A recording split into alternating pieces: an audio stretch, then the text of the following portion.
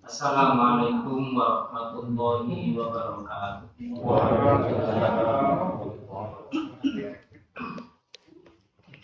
Alhamdulillahirabbil alamin. Wa bihi nasta'inu ala umuri dunya waddin. Wassalatu wassalamu ala asyrafil anbiya'i wal mursalin nabiyyina Muhammadin wa ala alihi wa ashabihi ajma'in. Amma ba'du.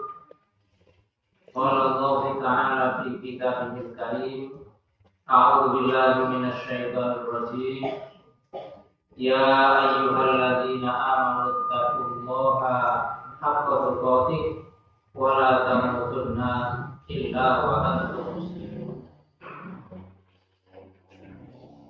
Para alim, para ustaz, para kiai, Bapak Ibu, wakil khusus pimpinan ranting Muhammadiyah Kalijo, pimpinan Aisyah dan seluruh ortom yang ada di desa Sukoharjo ini.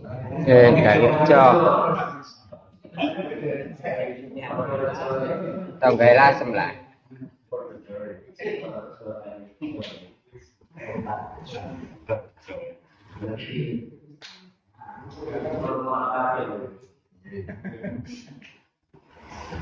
Bapak Ibu jamaah sekalian, alhamdulillah malam ini kita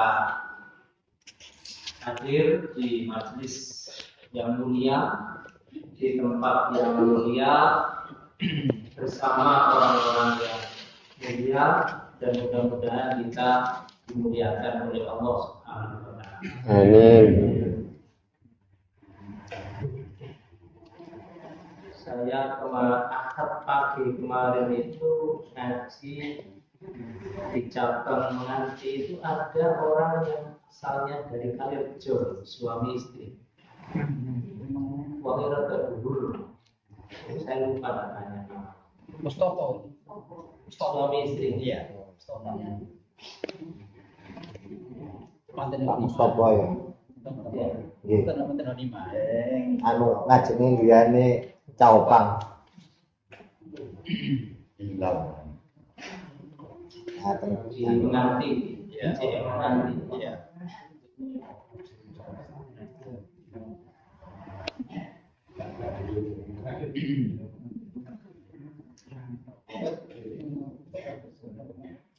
Para jamaah, Bapak Ibu, saudara-saudara sekalian, kita sama-sama akan ngaji bareng, khususnya yang ada di dalam surat Al-Qasas, kisah tentang Nabi Musa.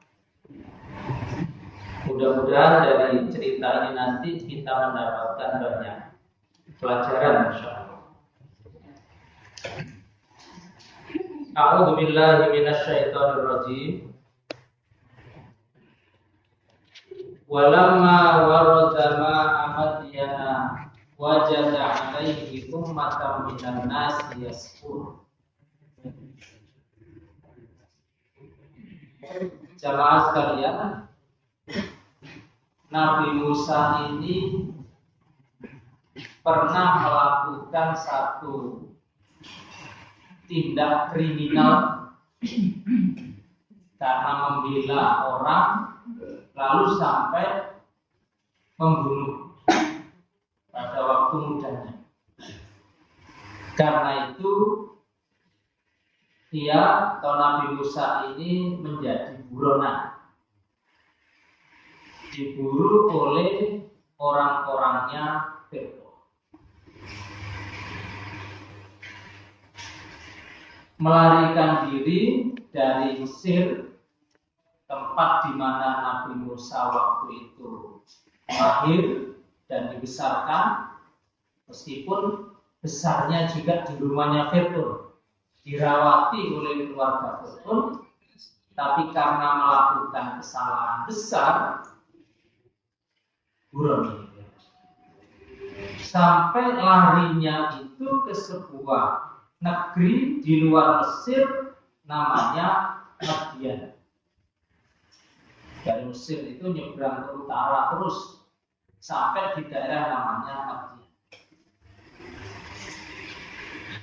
Nah, dalam pelariannya di satu negeri, dulu itu kampung namanya Madian, Nabi Musa ketemu dengan ummatan minan nas yasku. Ada orang laki-laki bergerombol, mereka itu rebutan nimbo banyu dari sumur. Rebutan. Yang mereka semua ini adalah penggembala kambing. Wa wajada min dunihim imra'ataini tadudan. Tapi agak jauh dari kerumunan orang itu, Musa melihat ada dua perempuan ngaduh. Boten derek desek-desekan kali tiang jamur. Rodo adoh. Lalu Musa tanya kepada dua perempuan itu, maksud hukumah. Sampeyan wong loro nok kene iki ana perlu apa?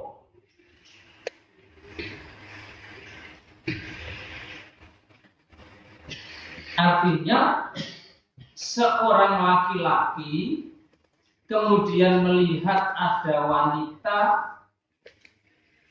dia kepingin bantu. Maksud hukumah, sampeyan nok kene iki perlu apa? Ini kan sudah mau malam. Lapo kok ana bocah wedok loro nek kono nganjir. Lapo? Nah itu tanya Musa. Tujuannya itu kepingin bantu. Dudu kok kepingin kenalan. Jadi satu laki-laki masih muda namanya Musa dan dua anak perempuan masih gadis, itu yang terjadi. Kalau kata la naski hatta yusbirar ri'ahu wa abuna syaikhun kabir. Dua perempuan itu jawab, la naski dewek iki yo ape nyampe banyu teko sumur kono. Tapi hatta yusdiror ri'a ngenteni nek wis wong lanang-lanang iku rampung.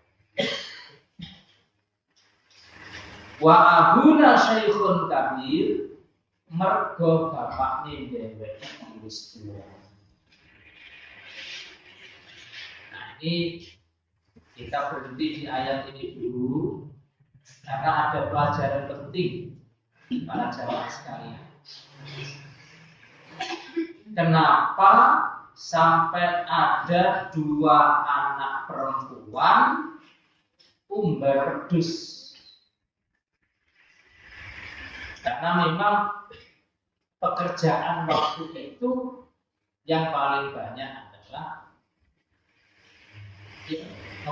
ternak, umbar, online ya durung ono, noko ya durung ono.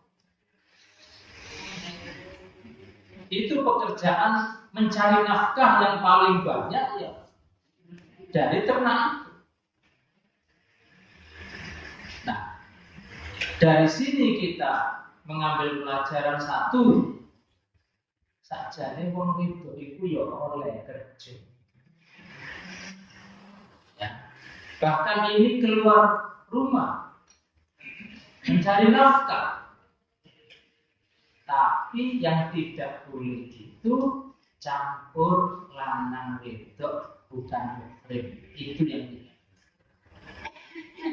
Makanya dua anak perempuan ini dhewek iki yo ape ngapek banyu tapi ngenteni wong lanang iku cek mari dhisik nek wong lanang wis mari baru dhewek sing wedok iki ngapek banyu. itu akhirat.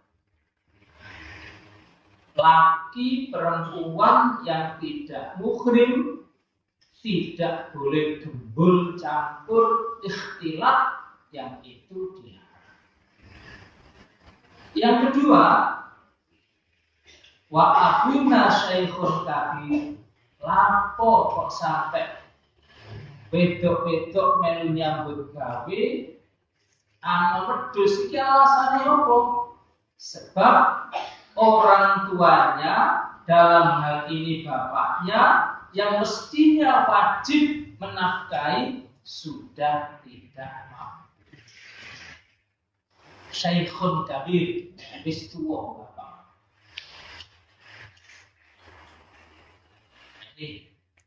Jadi kenapa sampai mereka itu keluar rumah mencari nafkah di luar? Satu, karena yang memberi nafkah sudah tidak mampu. Dua, selama mencari nafkah tetap menjaga akhlak. Jadi kita mesti nak pasar ya untuk ditiru di akhlak ini. Masih nyebutnya pasar. Lagi ya. Marung. Ini sawah ya, kumpul toko sawah. Tandur ya, tak kumpul. Pasar ini juga ada. Pasar, kantor, sekolahan. Lepas karyawan kafe. Pada karun warkop Pak. Lanang kabeh. Menang tak? Aman.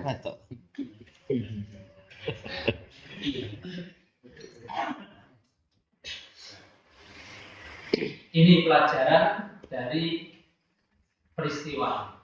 Ternyata bapaknya yang dikatakan bapak saya sudah tua itu ternyata Nabi Syuaib. Jadi dua perempuan ini putrinya Nabi Syuaib.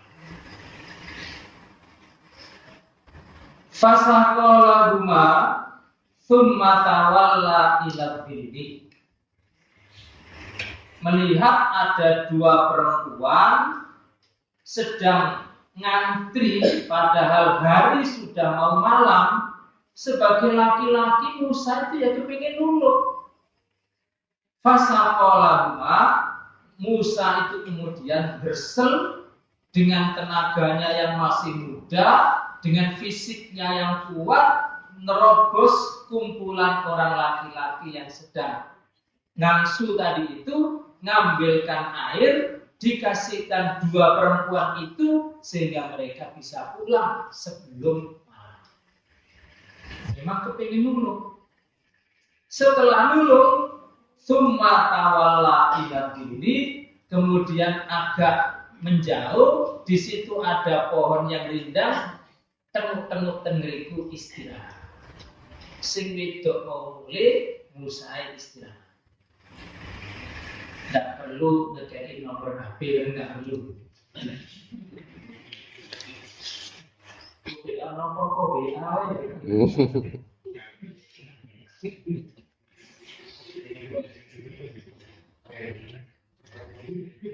Itulah ucap motor.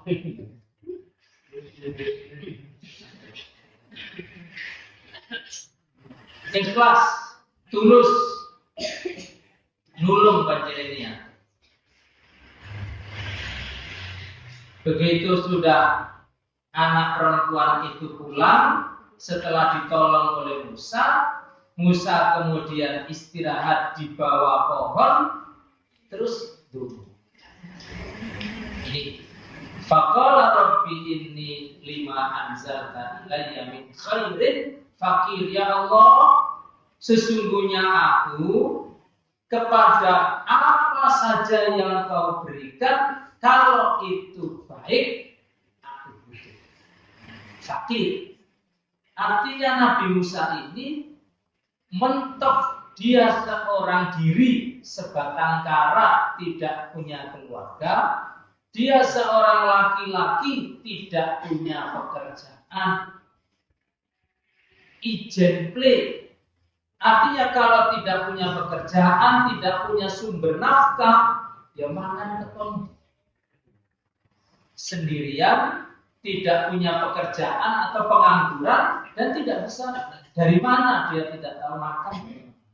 Karena itu sambatnya kepada Allah. Pokoknya orang masalah, sambat itu ngiten Allah ruliyin, sadere ngiten gene menungso. Sambaten Allah niku mesti dirungokno, sambaten menungso durung mesti dirungokno. Sambaten Allah niku mesti dikei, sambaten menungso boten mesti dikei. Pemane gula balik sambat ini. Benar sekali. Minta kepada Allah sekali dikasih, berkali-kali minta Allah malah seneng. Minta kepada manusia pisan pindho seneng, bolak-balik jaluk.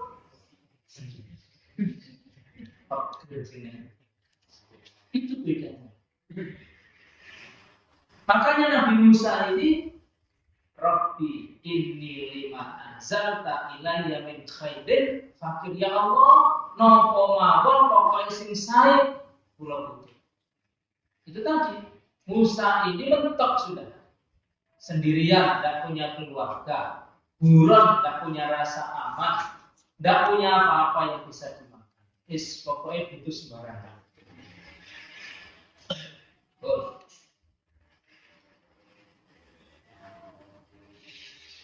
Faja'athu ihdahumaa. Pokok ini pasrah ke Allah. Niku Allah boten bakal seneng. Terus dungane Nabi Musa niki boten kate nyebut perlu nopo tan jaluk nopo boten. Pokoknya semua apik kula butuh ya. Sing enak-enak pokoknya. Satu persatu doa dan keinginannya Musa itu diijabahi. Faja'athu ihdahumaa. Maka datanglah satu perempuan di antara dua bersaudara tadi. Ini diijabahi. Pokok sing enak-enak kula butuh ya. Nah kira-kira di panahnya ada beda niki enak. Seneng.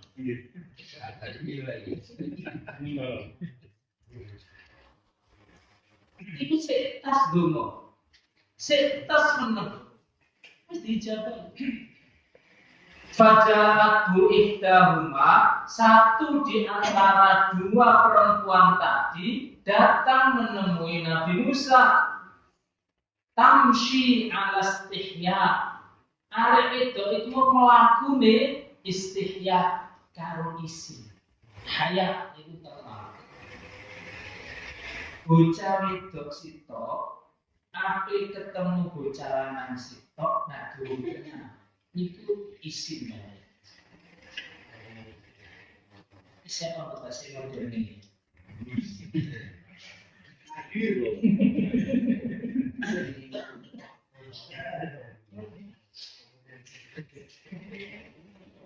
Itu sifat asli kewanitaan itu begitu.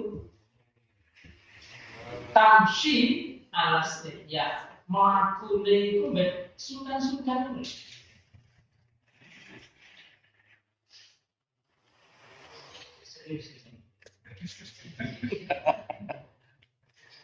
Mikir masa lalu, Pak.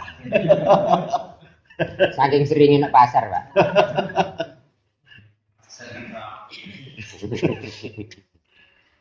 Tamshi ala istihya. Dan sifat malu itu semuanya baik. Al-haya'u khairun kulluh, kata Nabi. Sifat malu itu semuanya mendatangkan kebaikan. Orang itu, kata Nabi, kalau sudah tidak punya malu, sembarang dilakukan. Idza mastah, yaitu faf'alu ma syi'tum. Kalau kamu sudah tidak punya rasa malu, lakono nopo salah. Tidak punya malu. Buka aurat, tidak punya malu, terserah. Ngomong tidak punya malu, terserah. Sembarang diceritakan. Termasuk Rasulullah SAW itu dikatakan pemalu. Sejak dari kecil Nabi itu punya sifat malu, isinan, sungkan. Dalam arti isin yang positif. Nabi itu waktu remaja itu kan ikut renovasi Ka'bah. Ka'bah itu pernah kena banjir akibat perang, itu ya gupil-gupil lah dindingnya itu. Kemudian di masa remaja dilakukan renovasi. Nabi kebagian yang ngangkat batu-batu itu, musuh waktu. Nah, suatu ketika Nabi duduk, perlu ngangkat punggung ke pundaknya, itu bagian bawah jubahnya itu kesangkut, nyangkut di pundaknya, ketindihan batu, sehingga begitu Nabi berdiri, itu pahanya pikangil ketok. Tidak sadar, begitu sadar kalau auratnya itu kelihatan, langsung pucet, wajahnya putih, isin, geblak semaput. Auratnya ketok gak sengaja sampai semaput. Saiki aurat diderderno. Di semojo malah. Sing semaput malah. Masih semaput. Itu karena tidak punya dasi pemalu.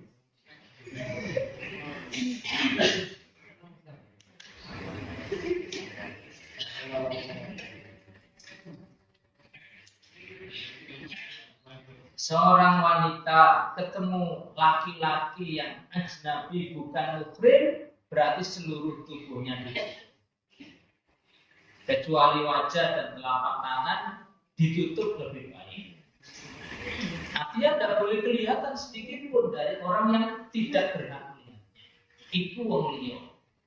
Sekarang ketemu muhrimnya, ketemu dulure, ketemu pamane, boleh dibuka karena muhrim. Mana yang dibuka? Leher ke atas, dengkul ke bawah. Oh, batas sih masih walaupun itu muhrim. Ketemu lagi muhrim yang lebih dalam lagi, anak kan digendong ya dicium, boleh terbuka, bahkan nyusoni ya oleh ketok. Lebih terbuka. Bahkan ketika dengan suami istri melakukan hubungan suami istri, kan kata Nabi, ojo dibuka kabeh koyo iwan. Masih ada pakaian yang melekat di badan, jika koyo pite, jika koyo pedus, gak apa-apa. Bahkan itu kan kalau ketemu orang, nek gak ono sopo-sopo piye. Ada sahabat yang bertanya, misalnya mandi, gak ono sopo-sopo. Kata Nabi, ada yang selalu melihat. Nabi tidak menjawab searah wong ijen, tidak begitu. Nabi jawabnya, ono sing terus nyapa. Maksudnya apa? Nek gak duwe isin disamaku. Nanti di sawang Allah nak izin ya piye caranya. Jadi sifat malu itu untuk siapa saja, dalam keadaan apapun, di mana saja, itu penting dan baik. Faja'athu ihdahuma tamshi ala istihyain. Satu di antara dua putrinya Syuaib tadi itu mendatangi Musa sambil rasa malunya nampak, qalat, anak perempuan tadi bilang, inna abi yad'uka. Cak, bapakku ngundang sampeyan. Inna abi yad'uka. Liyajziyaka ajra ma saqaita. Mergo bapak kepingin matur nuwun nang sampeyan. Sampeyan mau kan wis nulung aku baru dulu. Nah bapak kepingin ngekei ucapan terima kasih. Sebenarnya kalau mau terima kasih itu kan ya dititipno anaknya kan bisa iki lho kekno wong lanang mau kan cukup. Iki kekno kono. Tapi tidak begitu. Karena nanti akan ada peristiwa-peristiwa yang terjadi berikutnya.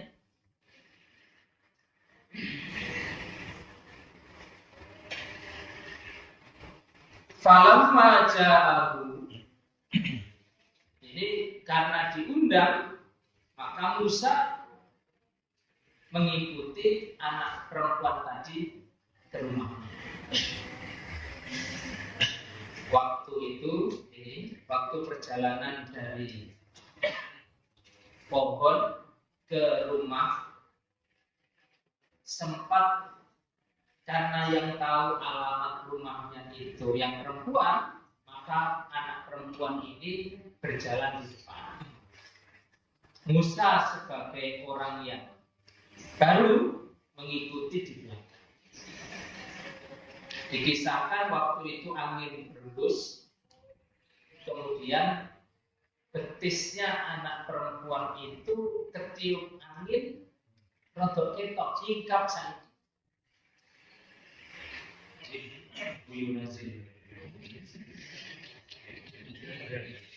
Bayang ngopi.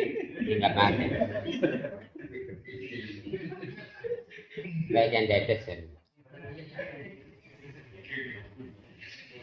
Terbuka sedikit. Nah, ketika itu Nabi Musa kemudian bertindak. Sampeyan melakukan bui. Aku sering. Terus anak perempuan itu disuruh bawa kerikil. Kerikil itu engko nek aku keliru sampeyan sawat teko bumi. Keliru nganan, belok ngiri, belok kanan, sampeyan sawat. Ya aku keliru. Itu aja. Jadi tidak ada itu melaku wong loro terus guyon, terus plemer-plemeran. Nah, ini laki-laki asing, wanita juga asing, tidak ada hubungan mahram, menjaga suara, menjaga pandangan, tidak bersentuhan, dan itulah akhlak.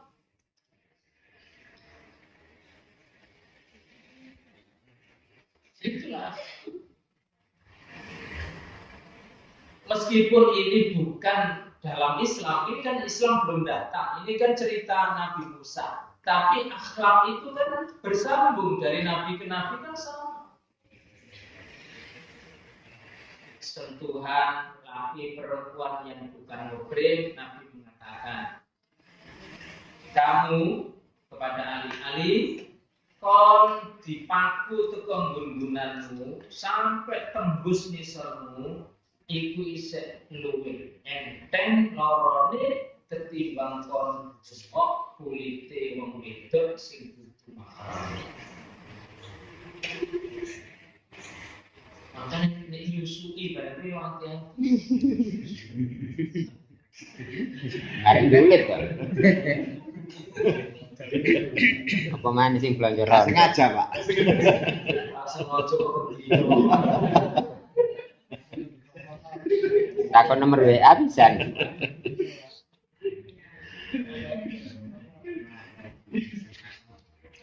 Sampai segitunya syariat Islam ini ada syariat Islam memang keras. Memang ini bahaya. Kalau pintu ini tidak ditutup rapat, itu menyebabkan banyak perbuatan-perbuatan terlarang lainnya.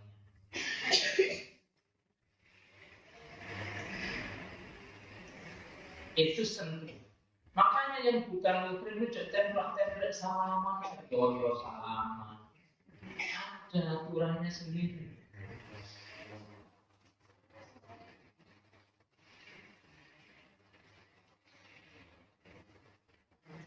Kalau menjaga pandangan juga begitu, kalau sentuhan itu aturannya, pandangan juga begitu. Ghadul basar di dalam surat An-Nur itu. Sampaikan kepada orang laki-laki agar menundukkan pandangannya. Sampaikan kepada orang mukmin perempuan menundukkan pandangannya. Kalau orang itu ketika melihat aurat orang lain lalu dia memalingkan wajahnya, menundukkan pandangannya, kata Nabi, diganti oleh Allah dengan kenikmatan di dalam sholatnya. Itu kaitannya dengan sholat. Nek mripate iku nunduk, mripate anteng gak nyawang aurat, sholate dijamin.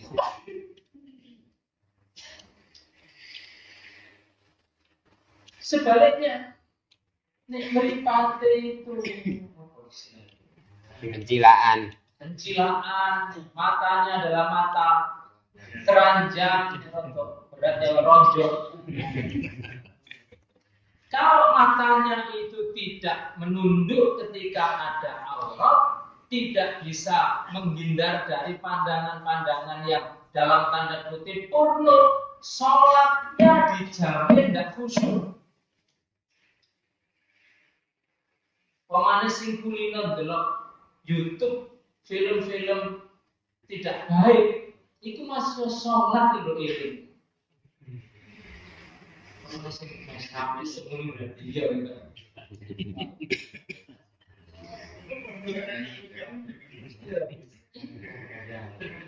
Allah ganti menunjukkan pandangan itu dengan kekhusyukan di dalam hati. Kalau sholatnya khusyuk, insya Allah akhlaknya juga baik, rumah tangganya juga tenang. Rumah tangganya tenang. Makanya Nabi Musa begitu. Meskipun dia hanya berdua, podo nomi, podo sehati, kalau sopo-sopo dijaga.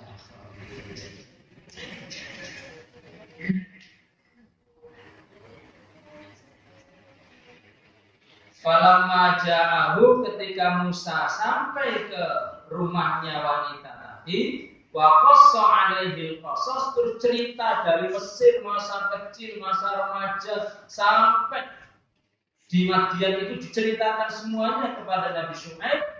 Qala, kata Syuaib, la takhaf, ojo wedi.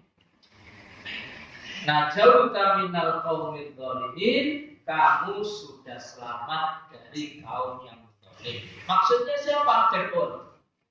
Kalau kamu di Mesir, kamu ada di dalam kekuasaan Fir'aun, karena Fir'aun itu kekuasaannya di Mesir.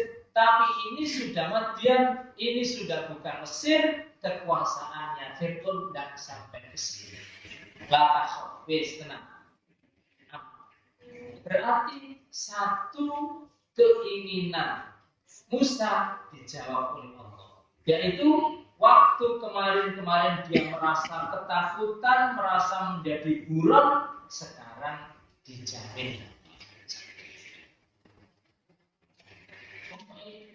Jaluk lah, butuh apa jaluk lah.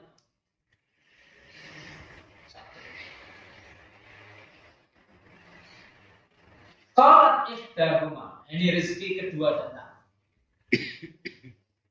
Qalat ihdahuma, satu di antara anak perempuannya Nabi Syuaib itu usul. Ya abatis takjirhu. Pak, gimana kalau anak muda ini istakjirhu, diangkat sebagai pegawai kita? Inna khaira man istajartal qawiyyul amin, karena sesungguhnya sebaik-baik orang yang diangkat menjadi petugas mengelola kekayaan kita adalah orang yang fisiknya kuat, akhlaknya bisa dipercaya.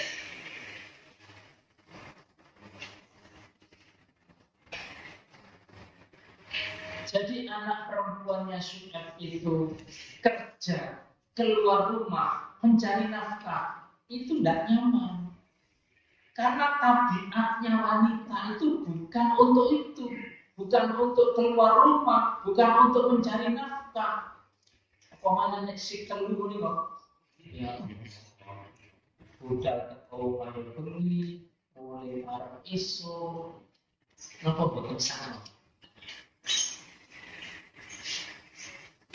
Ninggal bojone, ninggal anake. Jadi perempuan itu tidak diciptakan Allah untuk menanggung beban yang di luar kemampuannya. Makanya ketika ada anak muda yang sehat, yang kuat, yang bisa dipercaya, usul ke bapaknya, Pak, terus pun di kapan lari niki didadosaken pegawe ni mawon. Kula cek boten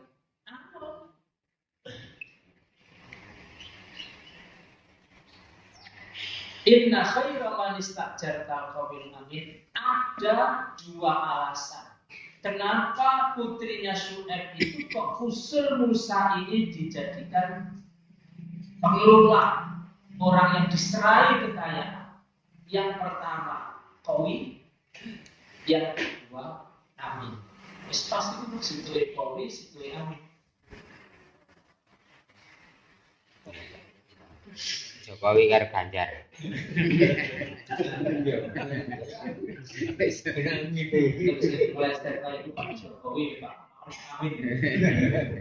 Mengajarkan begitu. Inna khairan mustajartal qawiyyu. Orang yang layak diserai amanah, orang yang layak dijadikan pemimpin, orang yang layak dijadikan mengelola kekayaan itu harus punya dua sifat. Satu, qawi, fisiknya kuat, bisa melaksanakan tugasnya. Yang kedua, amin, agama dan akhlaknya bisa dipertanggungjawabkan. Loro, mate milih pilkades, loro, qawi, iso lakoni. Nah, agamanya apa?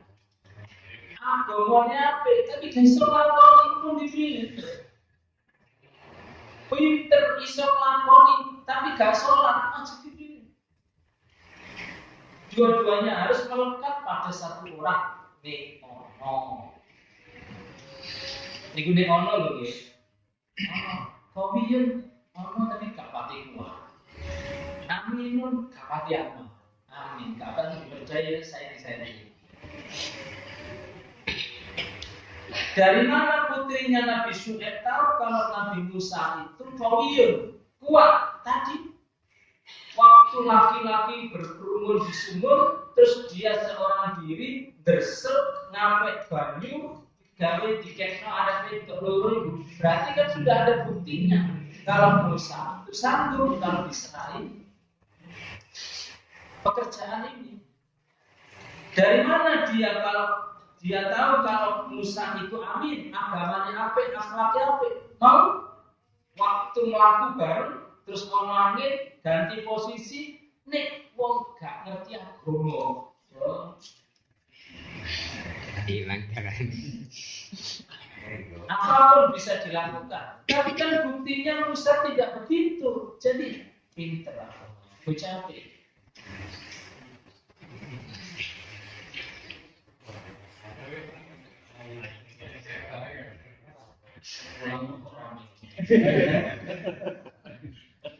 Aku sih di jalan.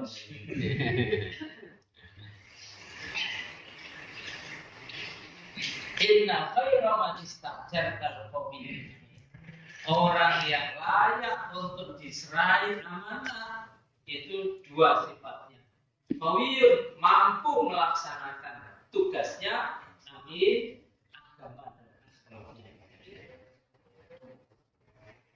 Sekarang kita dengar jawabannya Bapak ini. Usulannya kan supaya laki-laki ini dijadikan pegawai. Jawaban bapaknya, qala inni uridu an unkihaka ihdabnatayya hataini. Musa, aku kepingin kon tak nikah nombek salah sijine anakku. Usule itu tidak ada kami, ya kok jawabannya malah tidak mampu.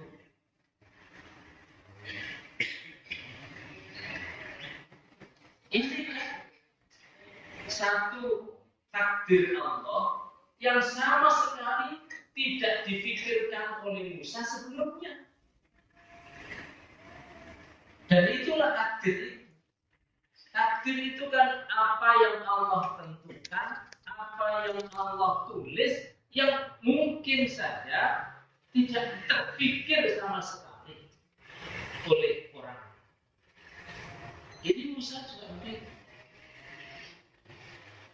Musa, aku kepingin nikah nokon oleh salah siji anak itu ini. Berarti kan satu diberi rasa aman setelah ketakutan itu pemberian Allah. Yang kedua, mendapatkan jodoh setelah sendirian. Dijawab juga.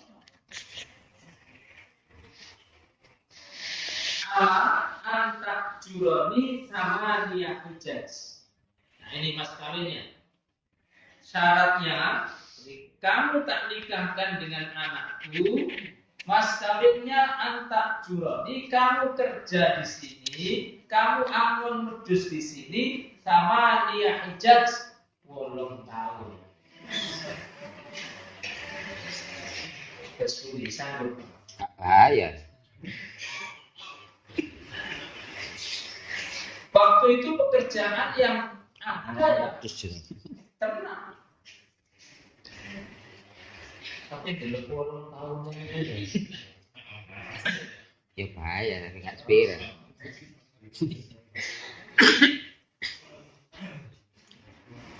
Setelah Syuaib mengatakan kamu kerja di sini 8 tahun, masih mengatakan fa'in atmamta asyrat famin indik.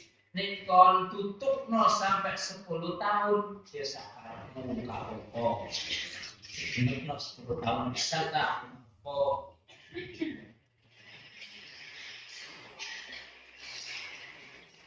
Wa ma uridu an asyqa alaik, aku gak kepingin ndadekno awakmu lara. Ya. Satajiduni insyaallahu minas shalihin. Kau akan dapati aku termasuk insyaallah orang yang soleh. Artinya moro tuwa sing paling apik sak dunya dina Syuaib.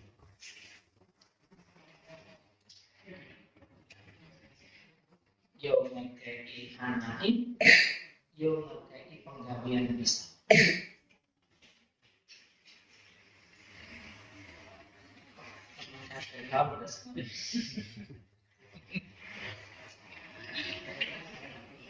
Itu mertua yang baik itu Nabi Musa. Nabi Syuaib ngasih anaknya, ngasih juga pekerjaan. Setelah itu menikah, kemudian Nabi Musa membawa istrinya yang bernama Sofro itu berangkat untuk memenuhi panggilan Allah berdakwah di Mesir. Itu ceritanya. Nah, Bapak, Ibu, dan saudara-saudara sekalian, sulit. Tentu di dalam kisah ini banyak pelajaran. Kalau saya ringkas, satu, terkait dengan hubungan laki-laki perempuan yang berkahwin. Ini benar-benar harus dijaga. Dan itu adalah bagian dari ajaran Islam, bagian dari akhlak, yang kalau itu diperhatikan insya Allah hati tenang, sholat khusyuk, rumah tangga aib. Yang kedua, penting malu, baik laki-laki maupun perempuan. Banyak hadits al-haya khusyuk batin minal iman. Malu itu adalah bagian dari iman kita kepada Allah Subhanahu. Yang ketiga, orang yang layak diserai amanah, memimpin, mengelola, itu minimal dua sifat yang ada pada Nabi Musa, yaitu qawi, sanggup melaksanakan tugasnya, mampu, dan yang kedua amin, bisa dipercaya agamanya dan akhlaknya. Dan pelajaran yang keempat adalah sebagai orang tua, sebagai menantu, mencontoh Nabi Syuaib, mertua yang baik dan menantu yang baik adalah yang menikah dengan cara yang baik-baik, memenuhi kewajibannya baik sebagai menantu maupun sebagai mertua, dan itu insya Allah akan menjadi keluarga yang sakinah, keluarga yang diberkahi oleh Allah Subhanahu wa Ta'ala. Saya kira itu para jamaah sekalian, pengajian kita pada malam ini itu hanya penjelasan singkat dari ayat-ayat yang ada di dalam surat Al-Qasas, mulai dari ayat 32 sampai dengan ayat 37. Demikian kurang lebihnya mohon dimaafkan.